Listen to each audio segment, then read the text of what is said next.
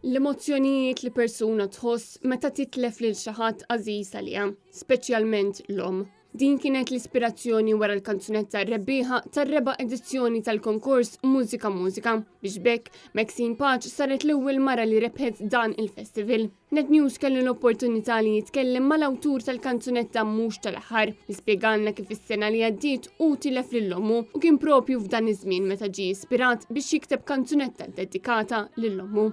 Emil Kalleja Bailey spjegalna li eventwalment meta kien se jibda l-proċess biex tinkiteb din il-kanzunetta u għamel kuntatt mal-kantanta Maxine Paċ li wkoll tilfet lill-omma.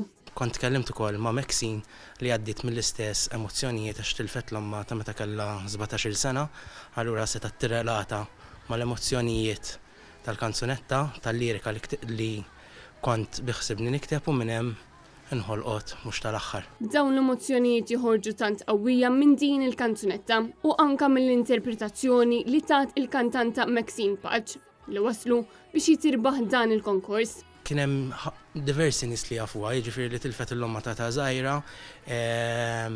imma il-kliem huma miktubin b'tali mod li jekk int tliftir xi ħadd għażiż u fil-verità f'ħajjitna ngħaddu minn diversi esperjenzi u ħadd mhu għalaw kulħadd tilef xi ħadd għażiż.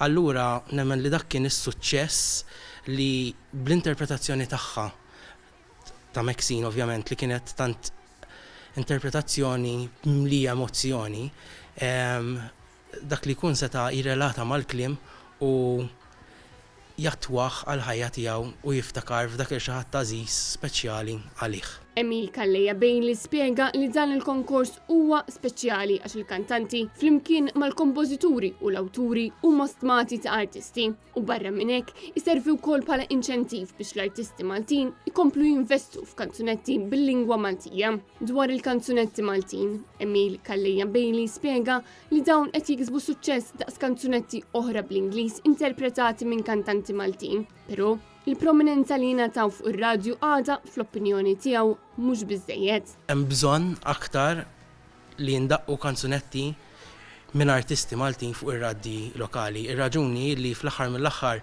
l-artist qed joħloq xi ħaġa speċjali biex jippreżenta l-poplu. U jekk din mhux qed tindaq fuq ir-radjijiet tagħna, sfortunatament il-kanzunetta li l-artisti jinvestu ħafna flus f'kull kanzunetta.